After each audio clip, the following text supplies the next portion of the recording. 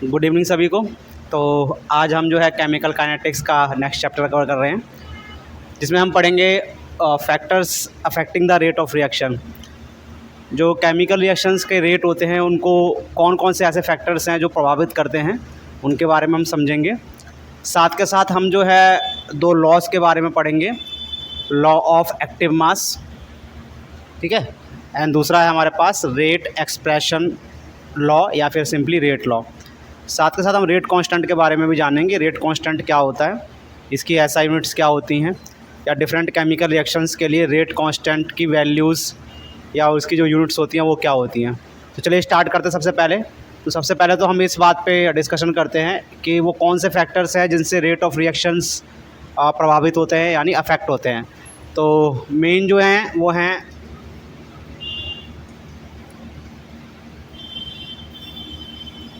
Concentration of reacting species या हम कह सकते हैं रिएक्टेंट्स। तो जो रेट ऑफ रिएक्शन है वो रिएक्टेंट्स के कंसंट्रेशन पे भी डिपेंड करता है। दूसरा है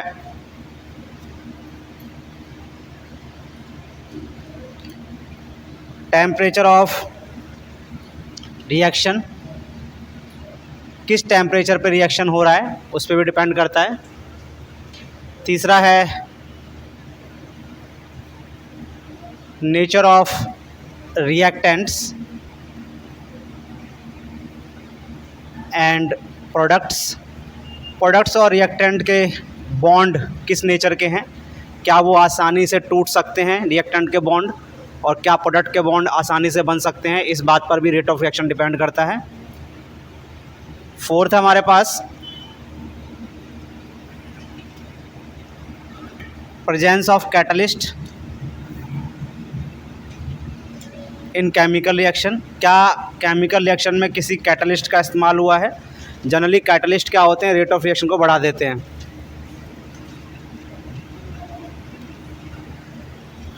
फिर है हमारे पास surface area of solid reactant,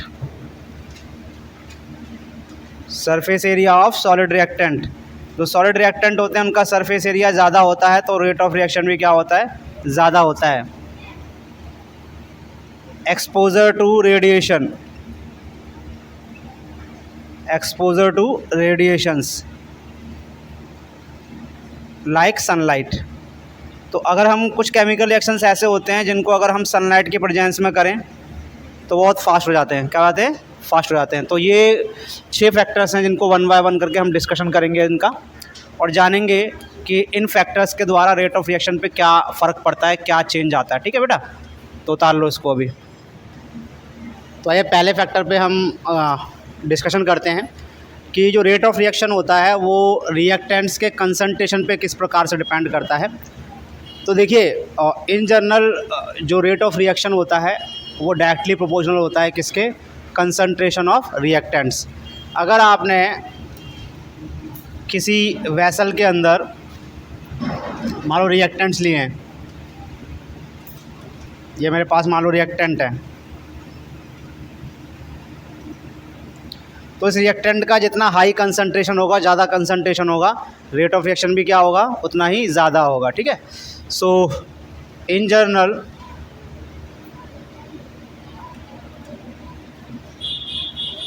ROR is directly proportional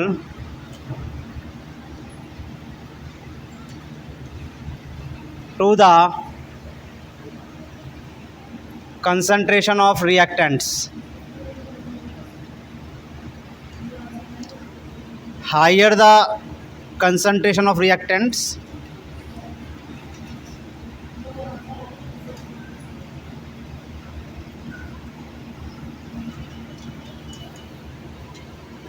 more will be the rate of reaction। तो जितना ज़्यादा कंसंट्रेशन होगा रिएक्टेंट्स का, रेट ऑफ रिएक्शन भी क्या होगा, उतना ही ज़्यादा होगा। तो हमें पता है किसी भी रिएक्शन जब स्टार्ट होता है तब जो कंसंट्रेशन का रिएक्टेंट का जो कंसंट्रेशन होता है कब ज़्यादा होता है, स्टार्टिंग में ज़्यादा होता है। कब ज़्यादा होता है, स्टार्टिंग में। इसलिए रेट ऑफ रिएक्शन भी स्टार्टिंग में ज़्यादा होता है। इसका मतलब ये होता है कि जब आपका रिएक्शन स्टार्ट होता है उस समय रिएक्शन बहुत तेज़ी से होता है, और समय के साथ धीरे धीरे करके रिएक्शन क्या होता रहता है, आपका स्लो होता रहता है। क्या होता रहता है, स्लो। क्यों होता रहता है, क्योंकि रिएक्टेंट का कंसंट्रेशन भी क्या होता रहता है, डिक्रीज होता रहता है। ठीक है। Initially since concentration of reactants is higher, hence ROR will be more. It means in starting of reaction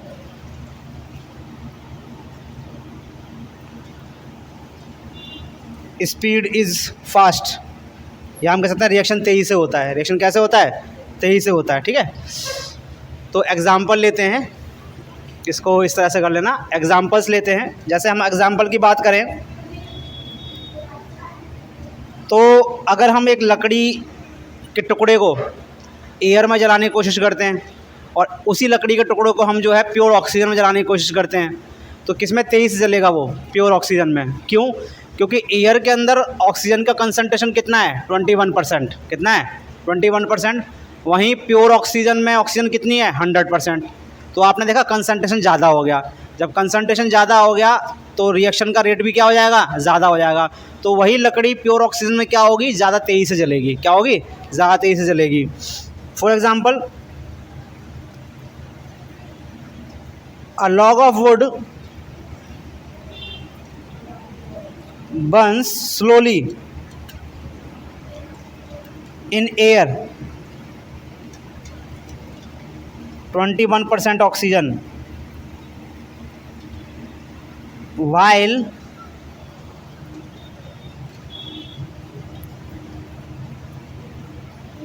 same log of wood burns faster in pure oxygen. अगर हम प्योर ऑक्सीजन लें तो वो तेज़ी से जलती है 100% ऑक्सीजन। तो आपने देखा जब ऑक्सीजन का कंसंट्रेशन ज़्यादा था तो लकड़ी का जलना जो है वो भी क्या था, बहुत तेज़ी से था। और बर्निंग प्रोसेस जो होती है वो केमिकल प्रोसेस होती है। कैसी प्रोसेस होती है, केमिकल। उतार लो इसको। तो दूसरा फैक्टर जिस पे रेट ऑफ रिएक्शन डिपेंड करता है वो है टेम्परेचर ऑफ रिएक्शन। जनरली क्या होता है कि आपका रिएक्शन जो है उसका जब आप टेम्परेचर बढ़ाते हो तो उसका रेट भी बढ़ जाता है। क्या होता है, रेट भी बढ़ता है। चाहे वो रिएक्शन आपका एक्सोथर्मिक टाइप हो, चाहे वो रिएक्शन आपका एंडोथर्मिक टाइप हो, अगर आप उसका टेम्परेचर राइज़ करते हो तो उसका रेट ऑफ रिएक्शन बढ़ता है, यानी उसकी स्पीड बढ़ जाती है। और अप्रॉक्सीमेटली ये पता किया गया है कि अगर किसी भी रिएक्शन का आप जो टेम्परेचर है 10 डिग्री से बढ़ा देते हो, कितने से बढ़ा देते हो, तो उसका रेट जो है वो डबल हो जाता है। क्या हो जाता है, डबल। इसका अगर रेट ऑफ रिएक्शन मान लो x है तो इसका रेट ऑफ रिएक्शन कितना हो जाएगा, 2x हो जाएगा। यानी उसकी स्पीड क्या हो जाती है, दुगनी हो जाती है अगर आप उसका टेम्परेचर 10 डिग्री के आसपास बढ़ाते हो। So in general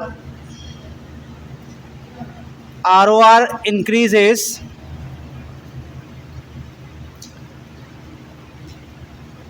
with increase in the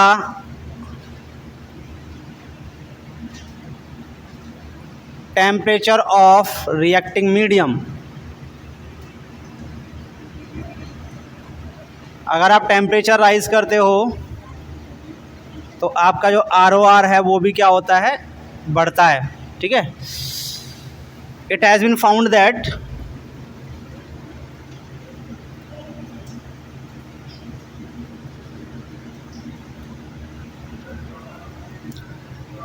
with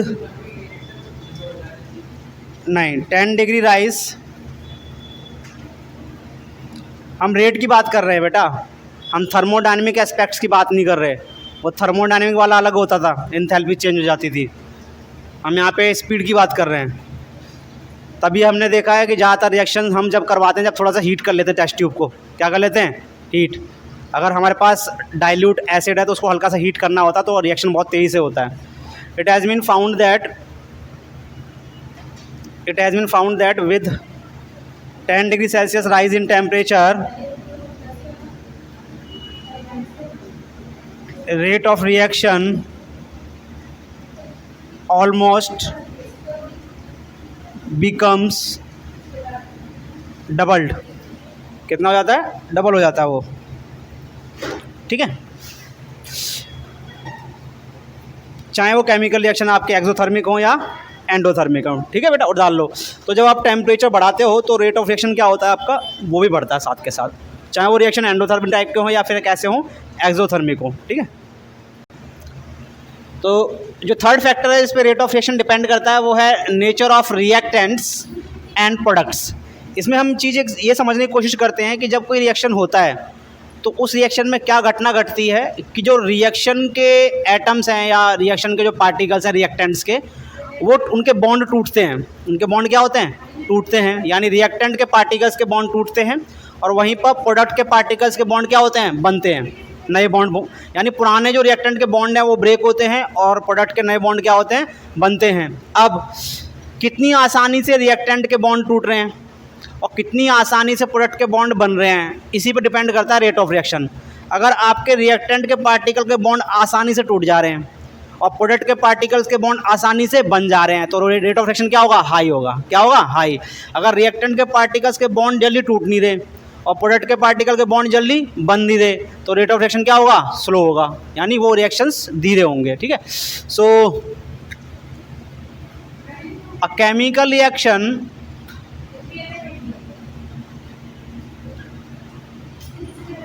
involves the cleavage of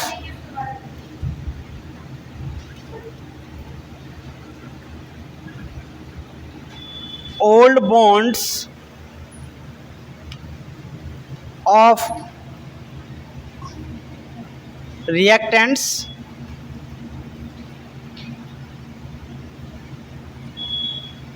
and formation of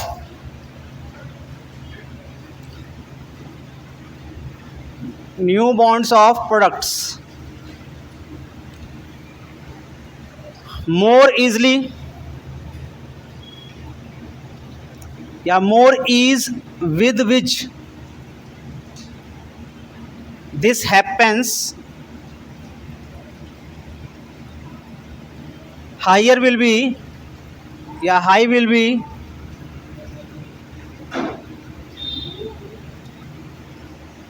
the rate of reaction. जितनी आसानी से ये काम होगा यानी पुराने बॉन्ड टूटेंगे नए बॉन्ड बनेंगे उतना ही रेट ऑफ रिएक्शन क्या होगा? तेज होगा. जैसे for example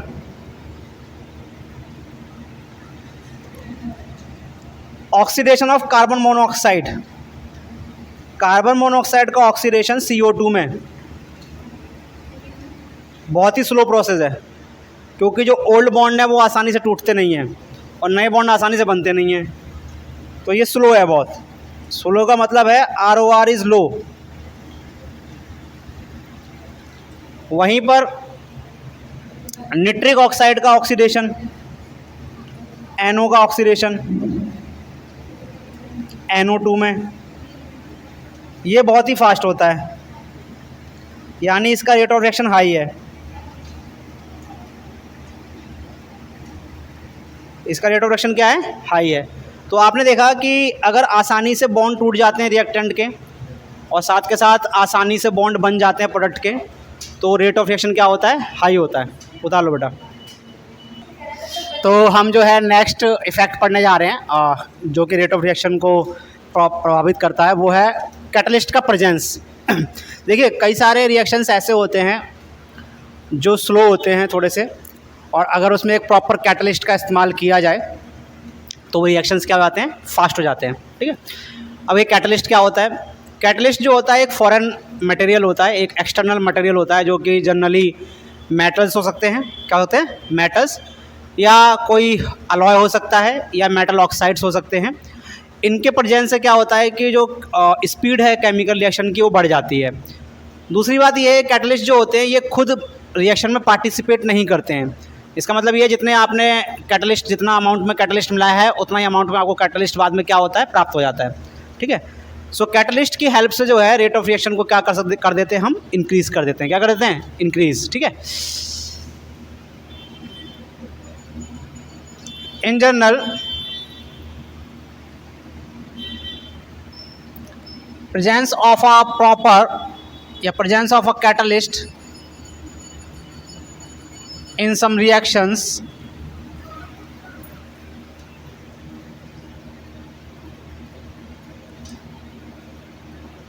which were initially slow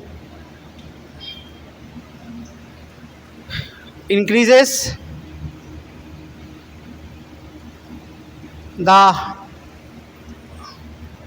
rate of that chemical reaction।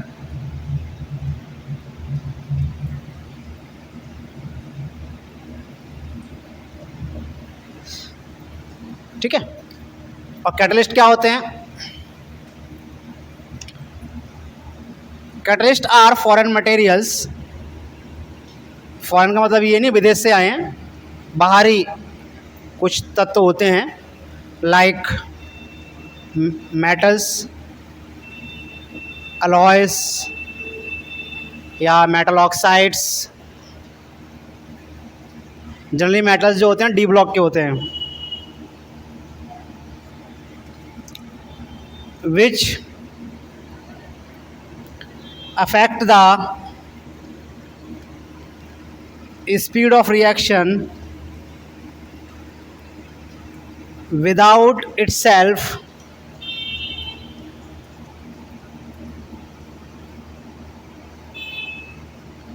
undergoing any chemical change।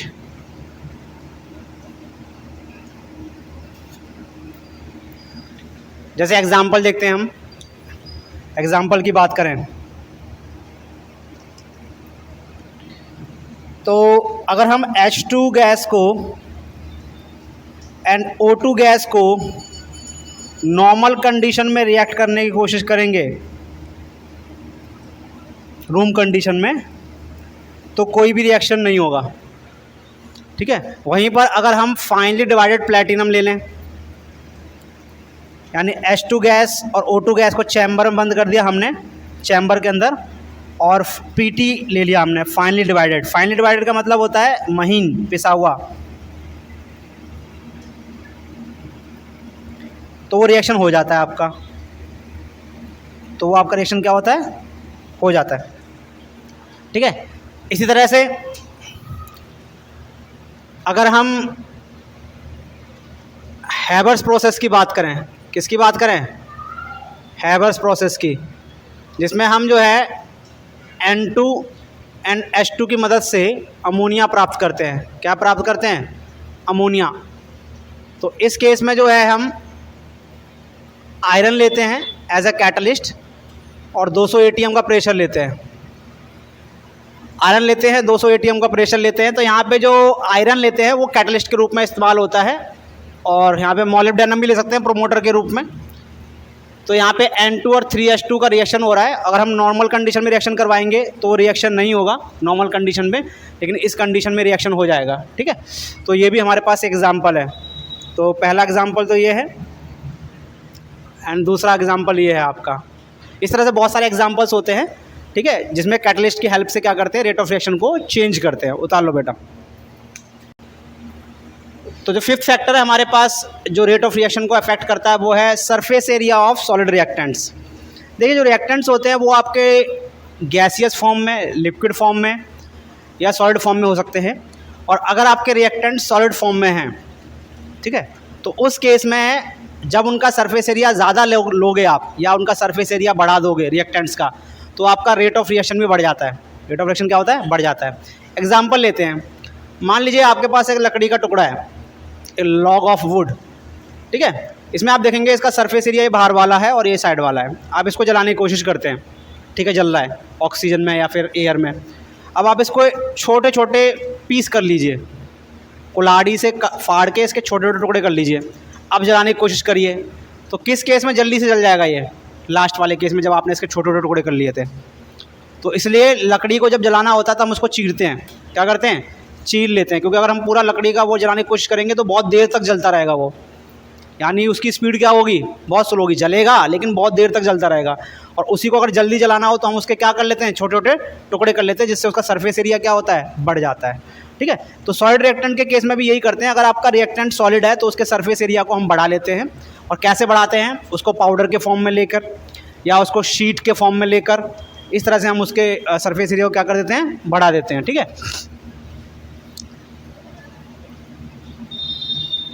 The rate of reaction involving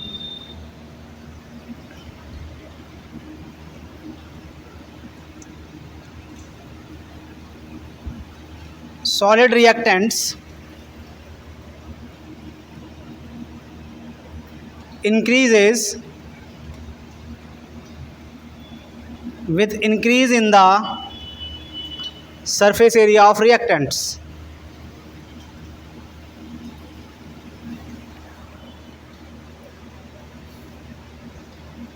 इसका मतलब क्या है कि अगर आप सरफेस एरिया बढ़ाओगे रिएक्टेंट का,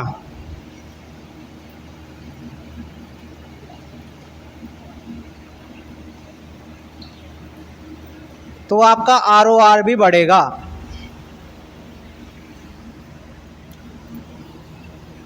for example,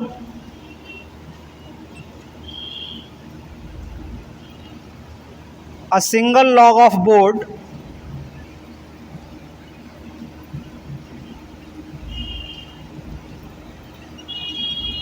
burns very slowly in air while its pieces, उसी के हम स्मॉल पीस कर लें, burns rapidly, या रैपिडली लिखेंगे, more quickly इन एयर। अगर हम उसी के छोटे छोटे टुकड़े कर लें या उसके चिप्स बना लें पतले पतले से, तो वो बहुत तेज़ी से जलेगा एयर में। क्या होगा? एयर में तेज़ी से जलेगा। उतार लो।